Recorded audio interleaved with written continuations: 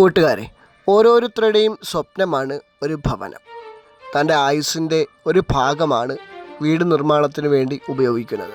Work maximum perfection ആവുന്നതിന് ഏറ്റവും നല്ല പണിക്കാരെ അല്ലെങ്കിൽ വർക്കേഴ്സിനെ കോൺട്രാക്ടറെ തിരഞ്ഞെടുക്കാൻ വേണ്ടി തന്നെ ഒരുപാട് സമയം കണ്ടെത്താറുണ്ട്.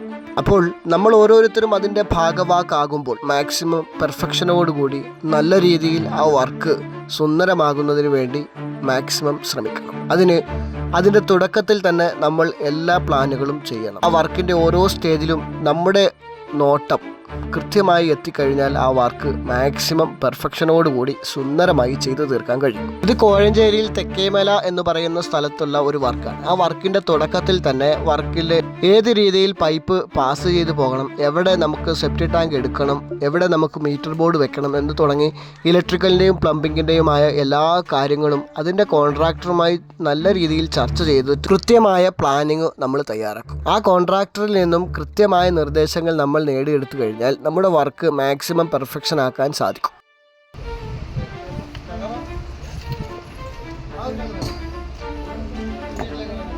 സെപ്റ്റി ടാങ്ക് എവിടെ വരണം, കിണർ എവിടെയാണ്, മീറ്റർ ബോർഡ് എവിടെ വെക്കണം തുടങ്ങി എല്ലാ സംശയങ്ങളും ആദ്യമേ തന്നെ തീർത്ത് ആ പ്ലാനും ഒന്ന് ചെക്ക് ചെയ്യുകയാണെങ്കിൽ, അതിനുവേണ്ടി കുറച്ച് സമയം നമ്മൾ മെനക്കെടുകയാണെങ്കിൽ 100% നമുക്ക് വിജയമുണ്ടാകും. നമ്മുടെ പ്ലാൻ ചെക്ക് ചെയ്തിട്ടുള്ള വിശദീകരണം ഒന്ന് കേട്ട് നോക്കി. 1800 സ്ക്വയർ ഫീറ്റ് ഉള്ള ഒരു വീടാണ്, കോഴഞ്ചേരിയിലാണ്. അദ്ദേഹമാണ് കോൺട്രാക്ടർ. എൻ്റെ പേര് അലക്സ്. പ്രൈം വില്ലേജ് ആണ് നിർമ്മിക്കുന്നത്. പിന്നെ ബാക്കി വയൽസ് വർക്കൊക്കെ നമുക്ക് നോക്കാം. ഇതിനകത്ത് നമ്മൾ പൈപ്പ് കാര്യങ്ങളൊക്കെ ഇടുന്നതുമായിട്ട് ബന്ധപ്പെട്ടാണ് ഇപ്പോൾ വീട് ചെയ്യുന്നത്. ഓക്കെ, ഈ വീട്ടിൽ ഗ്രൗണ്ട് ഫ്ലോറിൽ 2 ടോയ്ലറ്റും അപ്സ്റ്റെയറിൽ ഒരു ടോയ്ലറ്റുമാണ് വരുന്നത്. അപ്സ്റ്റെയറിൽ വരുന്ന ടോയ്ലറ്റിനൊരു പ്രശ്നമുണ്ട്. ടോയ്ലറ്റ് കഴിഞ്ഞിട്ടാണ് ഡ്രസ്സിംഗ് റൂം വരുന്നത്. ഇപ്പോൾ നമ്മൾ നോക്കിയപ്പോഴാണ് അദ്ദേഹവും ശ്രദ്ധിക്കുന്നത്. അപ്പോൾ അദ്ദേഹത്തിന് നമ്മളൊരു നിർദ്ദേശം കൊടുത്തു, അപ്സ്റ്റെയറിലുള്ള ഡ്രസ്സിംഗ് യൂണിറ്റിലേക്കുമുള്ള ഭാഗം സംഘം ചെയ്യണം. സംഘൻ സ്ലാബ് എന്ന് ഉദ്ദേശിക്കുന്നത് നമ്മുടെ അപ്സ്റ്റെയറിലെ ബാത്റൂമിൻ്റെ ഭാഗം ഒരല്പം താഴ്ത്തി വാർക്കുക എന്നതാണ് കേട്ടോ.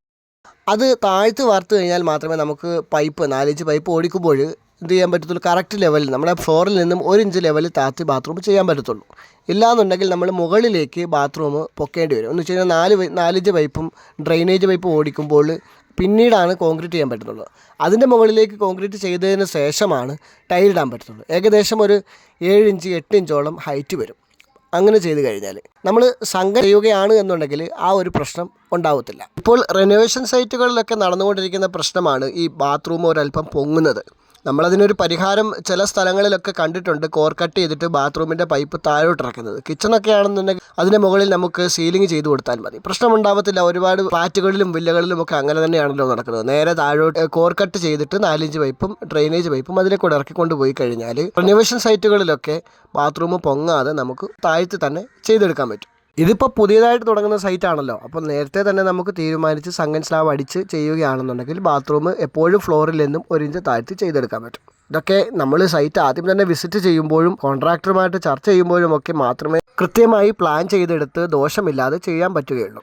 ടോയ്ലറ്റിൻ്റെ 4 ഇഞ്ച് പൈപ്പും 2 ഇഞ്ച് പൈപ്പും ഒക്കെ ഇടുന്നതിന് വേണ്ടി ബേസ്മെൻ്റൊക്കെ പൊട്ടിക്കുമ്പോൾ ആ ബേസ്മെൻറ്റിന് ഉണ്ടാകുന്ന ബലക്ഷയം ഒഴിവാക്കാൻ വേണ്ടിയാണ് നമ്മൾ ആദ്യം തന്നെ സൈറ്റ് വിസിറ്റ് ചെയ്ത് കൃത്യമായ നിർദ്ദേശങ്ങൾ കോൺട്രാക്ടർക്ക് നമ്മളും നൽകും. അദ്ദേഹത്തിൽ നിന്നുള്ള നിർദ്ദേശം നമ്മളും വാങ്ങും. ഇവിടെ നമ്മൾ വെക്കാൻ ഉദ്ദേശിക്കുന്ന വാഴപ്പിണ്ടിയാണ് വെക്കുന്നത്. ചിലപ്പോൾ വാഴപ്പിണ്ടി വെക്കും, ചിലപ്പോൾ കട്ട പൊതിഞ്ഞ് പേപ്പറിൽ പൊതിഞ്ഞ് വെക്കും. അങ്ങനെ ഏതെല്ലാം രീതിയിൽ നമുക്ക് അതിൽ കൂടി പൈപ്പ്, അതായത് ബേസ്മെൻറ്റ് പൊട്ടിക്കാത്ത രീതിയിൽ ചെയ്തെടുക്കാൻ പറ്റുമോ ആ രീതിയിൽ നമ്മളത് ചെയ്തെടുക്കും. പിന്നീട് ഈ ബേസ്മെൻറ്റ് പൊട്ടിച്ച് അതിൽ കൂടി പൈപ്പ് ഇടുന്നൊരവസ്ഥ ഉണ്ടാവാതിരിക്കാൻ വേണ്ടിയാണ് മുൻകരുതലുകളെല്ലാം ചെയ്യുന്നത് കേട്ടോ. നമ്മളിപ്പോൾ പറഞ്ഞ ഈ കാര്യങ്ങളെല്ലാം നടപടിയാകണം എന്നുണ്ട് എങ്കിൽ അതിലെല്ലാവരും സഹകരിക്കണം. കോൺട്രാക്ടർ, വീട്ടിൻ്റെ ഉടമസ്ഥൻ, വർക്ക് ചെയ്യുന്ന ഇലക്ട്രീഷ്യൻ അല്ലെങ്കിൽ പ്ലംബർ, ഇവരെല്ലാവരും ഒരേ സ്വരത്തിൽ ഒരേ രീതിയിൽ നിന്നാലാണ് നമുക്ക് ഈ വർക്ക് പെർഫെക്ഷനായിട്ട് നല്ല രീതിയിൽ ചെയ്തെടുക്കാൻ സാധിക്കുകയുള്ളൂ. ചില സ്ഥലങ്ങളിലെങ്കിലും ഇലക്ട്രിക്കൽ പ്ലംബിംഗ് വർക്ക് ചെയ്യുന്നവരെ അവഗണിക്കുന്നത് കാണാം. അങ്ങനെ അവഗണിക്കുന്നതിൻ്റെ അനന്തരഫലം ഏറ്റവും അവസാനം വർക്ക് തീരുന്നതിൻ്റെ അവസാനവും കാണാം. ബേസ്മെൻറ്റ് പൊട്ടിക്കുക, ഷെയ്ഡ് പൊട്ടിക്കുക തുടങ്ങി ഒരു വീട്ടിൽ ചെയ്യാൻ പാടില്ലാത്ത എല്ലാ കാര്യങ്ങളും പിന്നീട് നടന്നു എന്ന് വരാം. അത് നടക്കാതിരിക്കാൻ വേണ്ടി അല്ലെങ്കിൽ ആ വീട്ടിൻ്റെ മാക്സിമം പെർഫെക്ഷനോടുകൂടി ചെയ്തെടുക്കണമെന്നുണ്ടെങ്കിൽ അവരെ ആദ്യം തിരഞ്ഞെടുത്തിട്ട് അവർക്ക് വേണ്ട നിർദ്ദേശങ്ങൾ കോൺട്രാക്ടറിൽ നിന്നും വീട്ടുടമസ്ഥരിൽ നിന്നും സൂപ്പർവൈസർമാരിൽ നിന്നും നേടിയെടുക്കണം. പുതുതായി വീട് പണിയുന്ന എൻ്റെ പ്രിയപ്പെട്ട എല്ലാ സുഹൃത്തുക്കളും ഇക്കാര്യങ്ങളൊന്ന് ശ്രദ്ധിക്കണേ.